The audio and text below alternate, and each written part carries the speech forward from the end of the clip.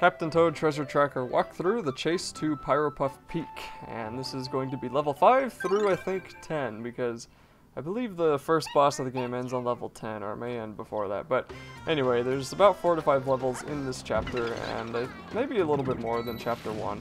So it's a pretty fun one. You start off with 2 toads. You have to get the double cherry to get down into this maze, and you'll want to right away head straight to this mole and pick up the first gem.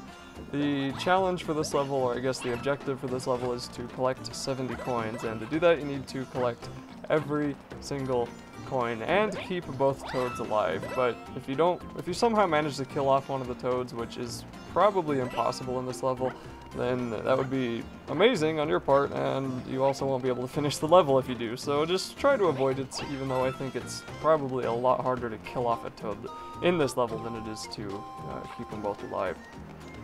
So anyway, once you are done getting everything in this little maze, you'll want to step on both of the switches, and it can be weird maneuvering both of these toads around, but if you ever get confused, focus on one toad and ignore what the other toad is doing, because like I said, it's really hard to kill them off in this level, so you don't have to worry about them falling off something or running into something. You just need to worry about getting them in the right spot, and even if you just move one of them, then you can move back to the other toad and they'll both end up where they need to be. So for this back side of this tower, you'll want to step on the switches, and before you step on that other switch or drop down to the last part, you'll want to get that gem out of the window. I keep saying gem. And then the third and final gem is going to be with this mole on these 2 platforms, and you'll just want to chase him around and grab him. He'll swap between the 2 places where the toads are at. Just get him when he's heading toward one of them, step on the final switch, and be sure you don't go on the wrong side of this railing like I did. Be sure to stay on the correct side, and then fall down on the Shy Guy and click both of these other switches. We'll be running into these Shy Guys a lot more pretty soon here, and they can get a little bit annoying, but they're still pretty cool. As far as enemies go, I like them in this game. Be sure to collect every single one of these coins, and at this point you should have 60 coins. If you don't have 60 coins, then you missed something and you can't really go back. Then pick up the star, you'll get 10 coins for having an extra toad. That will be the 70 that you need to get the objective, and if you got the star, which obviously you need to finish the level, and all 3 gems, you should have 100% of this level pretty easily.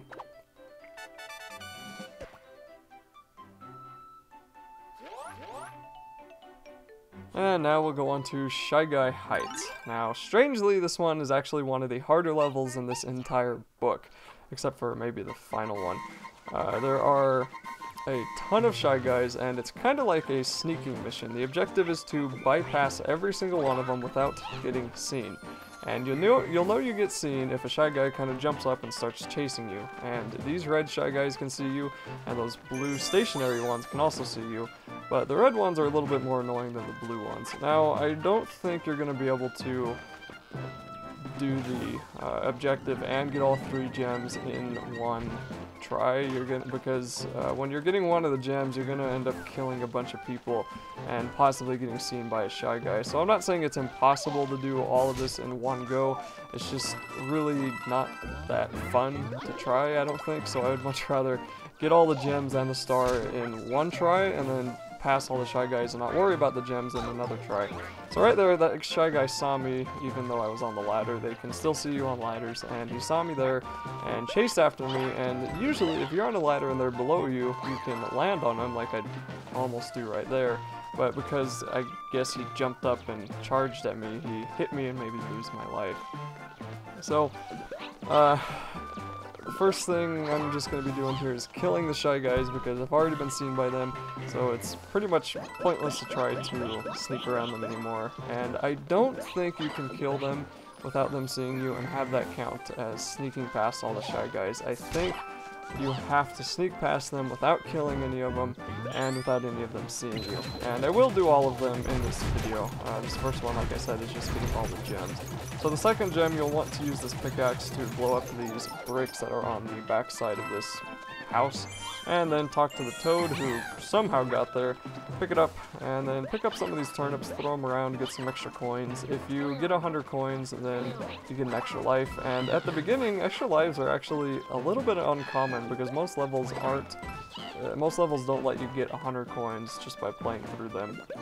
There are a lot of ways to get lives later on in the game, and before you beat it, you'll probably end up with 30 or 40 extra, so it's not really a big worry, but I still would try to watch it when you're this early in the game. So that third gem is on the other side there with only one Shy Guy patrolling, and then up here next to the star there are 2 patrolling Shy Guys, and you can just whack one with the turnip there, pick up the star, and then come right back into the level to finish the objective.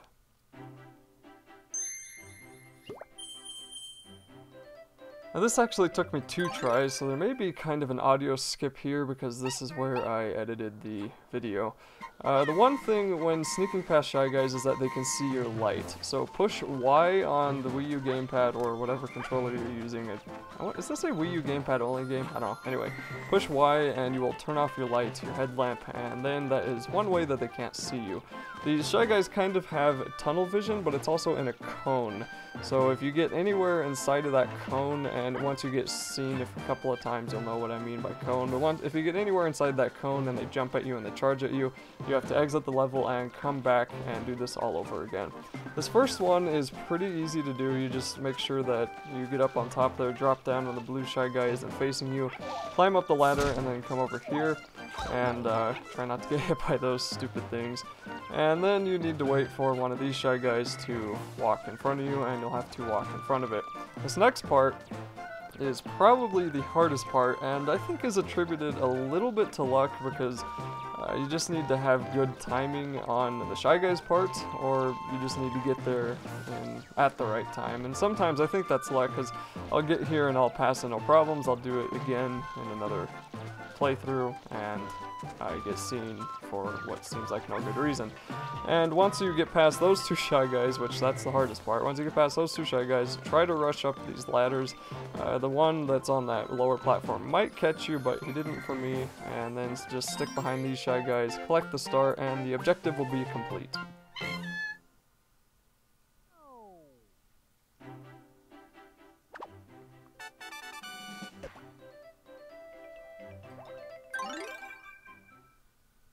And then I accidentally started the level again for no reason, so hopefully you don't do that. And leaving is actually pretty quick in this game, and it seems to be pretty, not very mean. Some games when you leave a level it like sets you back 20 minutes for some reason. Anyway, Spinwheel Library, one of the cooler levels I think. I really like these library levels. And the first gem you want to collect is back behind this tube. Now for some reason this is the 3rd gem, so Nintendo I guess thought that you were going to get this one last, but you come down here, collect the gem, it's the 3rd one, and there's some toads around some scrolls and papers. It's actually pretty cool. The camera angle is really weird when you're on the underside of these maps, but you're not usually there long enough for it to matter. Then step on the spin wheel and use the gamepad to turn the spin wheel and run up here. First collect this gem, which is the 2nd one, so again Nintendo thought you were going to get that one second no matter what, and then collect the golden mushroom, which is worth 50 coins, and golden mushrooms are somewhat challenging to find sometimes, and for that reason they're worth a lot, and whenever you see a level with a golden mushroom, that's usually the objective for that level, is to collect the golden mushroom. Then turn it again, get the final gem, and turn it back to where the golden mushroom was, come up here, and you can go straight for the star, or get these 6 extra coins. Kind of pointless too, because you don't get enough for 100, so you don't get an extra life, and the only thing that coins do is when you don't add them up to 100, the only thing they do is have a best coin run, and I guess on that level it's 79, so there you go.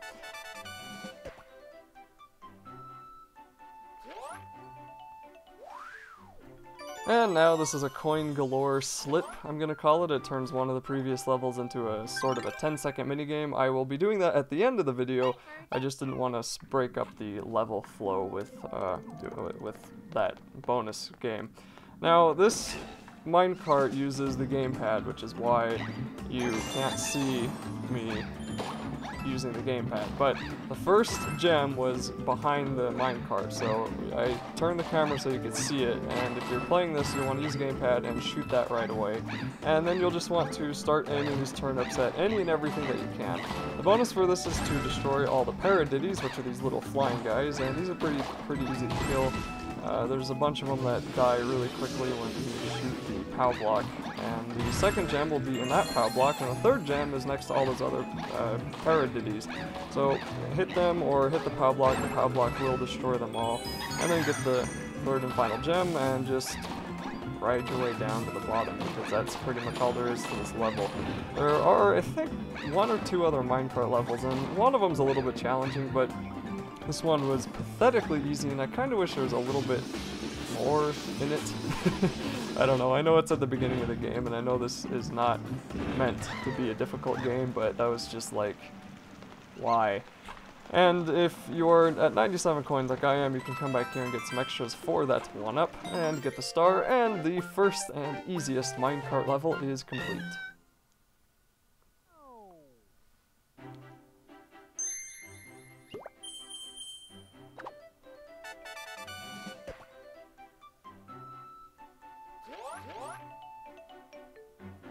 And now for Spinwheel Bullet Bill Base. Now this level reminds me of LEGO Indiana Jones 2.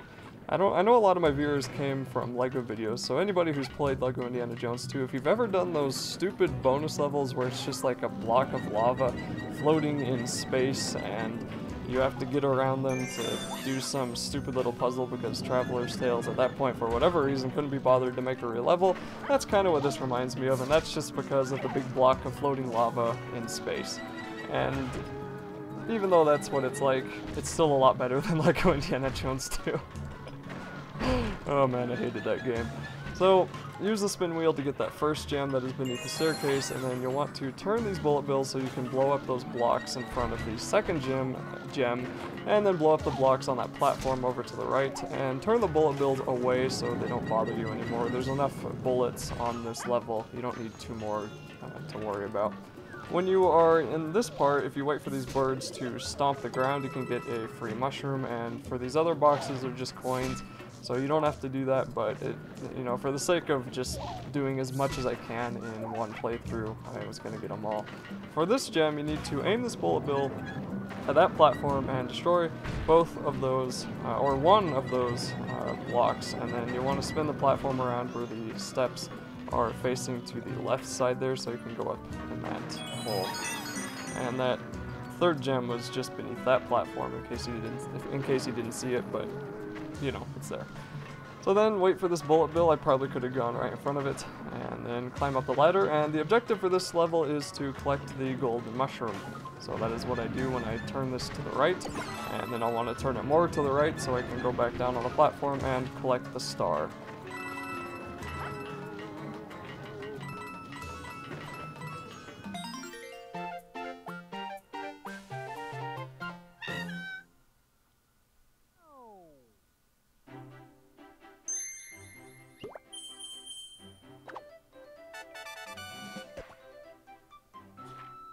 Now for the first boss of the game, the King of Pyropuff Peak. This is where I talked about in the first video, I think I talked about it anyway. Nintendo kind of makes you replay previous levels to continue on in the game, because for this they make you get at least 12 gems to continue on in the game. If you collected any amount of gems in the previous levels, then you will have enough. But it is best just to collect as many gems as you can, because there are later levels that do need quite a lot of them, and it's a lot easier to try to get them when you're doing the level right there than it is to get the star and go back and do it all later. I think I mentioned this in the last video too, but if you collect a gem and you die, that gem is still collected, so you don't have to go back to get it. For some levels that can be helpful, but for most of them it's just kind of, I don't know, I kind of think they could have left it like normal Nintendo games where if you collect whatever collectible it is and you die, you have to get it again. I know this is really a hyper-casual game, but you know, it could have had that little bit of extra challenge to it.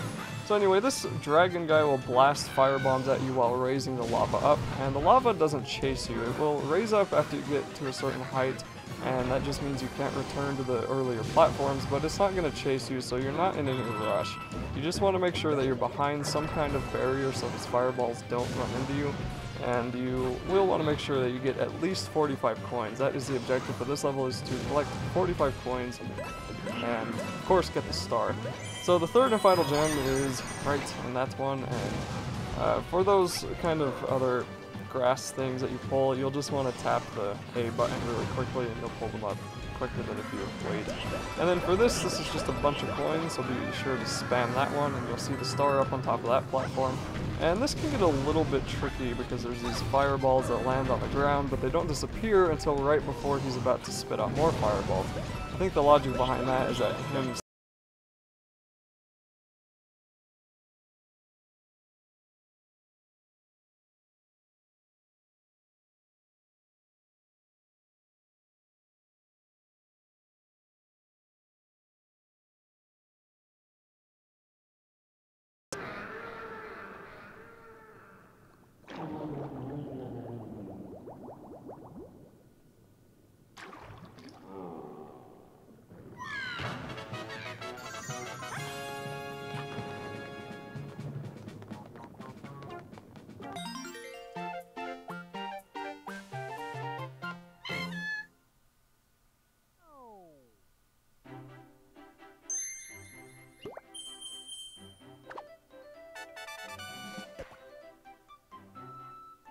And once you finish this level, the rest of the book will open up. But before I do the hunt for the Great Bird's Lair, I'm going to go back and do the Coins Galore minigame.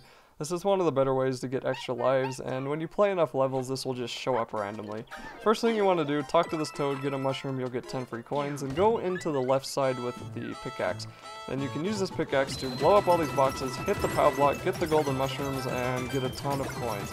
If you go on the right side where you get the double cherry, that's okay, but I've never gotten more than about 150 coins doing that, but with the pickaxe minigame, I will often get 200 or 300 or more depending on the level, and they are different on the different chapters that you're doing, so just do those whenever you can, and the next video will be the hunt for the Great Bird's Lair.